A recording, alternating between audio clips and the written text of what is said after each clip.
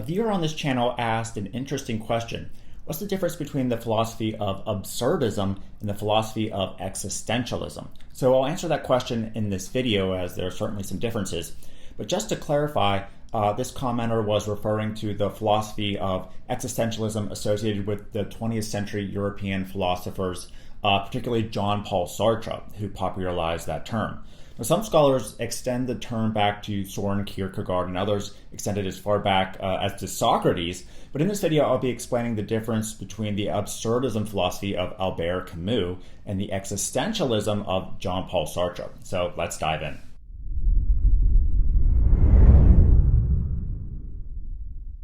Okay, first let's go over what existentialism is. Now, existentialists believe that the world intrinsically has no objective meaning, but through a combination of free will, awareness, and personal responsibility, we can create our own subjective meaning. Now, the basis of Sartre's existentialism is the phrase, existence precedes essence, meaning no general account of what it means to be a human can be given, and that meaning can only be decided and constructed through existence itself. For example, the phone you might be watching this video on already has a meaning or essence. It was built for communication and entertainment. Human beings, however, create our own meaning and essence through the choices we make while we live our lives. Now, at the end of the day, no one else is responsible for this meaning but us. In fact, Sartre wrote that we're condemned to be free because of the overwhelming near infinite choices we can make to give our lives meaning. If we choose to live without pursuing freedom and our own meaning, then we're doing what he called living in bad faith. Now, bad faith is the phenomenon of accepting that we are a certain way and subsequently refusing to pursue alternative options. He explains this concept through the example of a waiter who's so immersed in his job that he believes a waiter is what he truly is and all he's ever meant to be. Now, he lives in bad faith because he rejects his freedom and his responsibility to explore the possibilities life presents him. He believes the choice to do something or not to do something is ultimately not his, even though, according to Sartre, it is his responsibility. Thus, he does not allow himself to be a truly free human being. Through embracing freedom and creating authentic meaning, we can better our lives and humanity in general. Now, there's obviously a lot more to Sartre's philosophy and existentialism, but I think that gives you the core idea of what he was all about. Now, what about absurdism? First, we'll go over what the absurdists believe, and then we'll contrast some of the major differences. Now, according to absurdism, it's only natural for humans to seek out meaning in life. However, a conflict occurs when we go to do so and find the universe is really cold, chaotic, and utterly devoid of any meaning at all.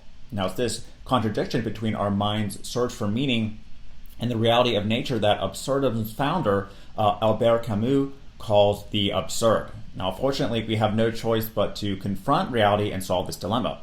Now, how do we solve it? Well, Camus says we have three options.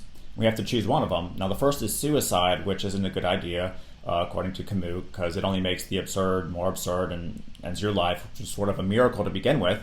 Option two is the leap of faith.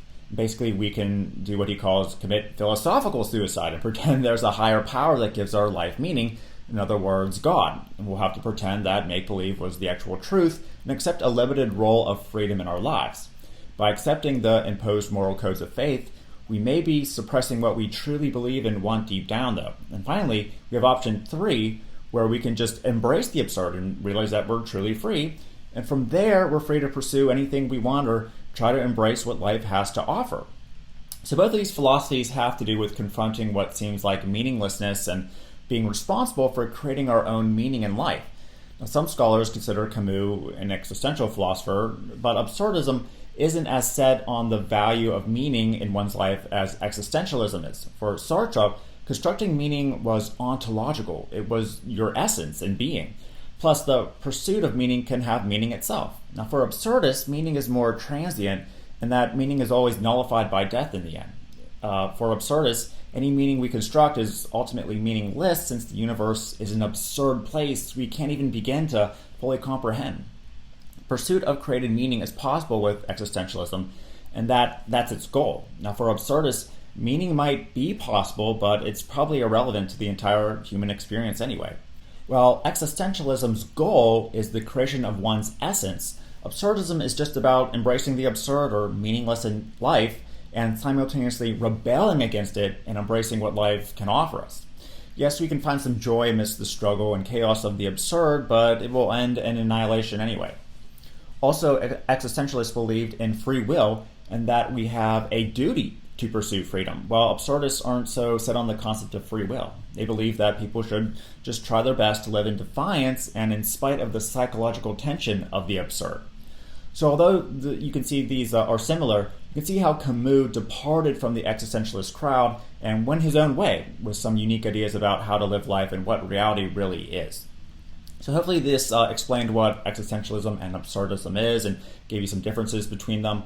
And if you like this video and want more videos like it, make sure to subscribe using the link in the description and turn on the notification bell to get updates whenever new videos are released. So again, thanks for watching, and I'll see you soon.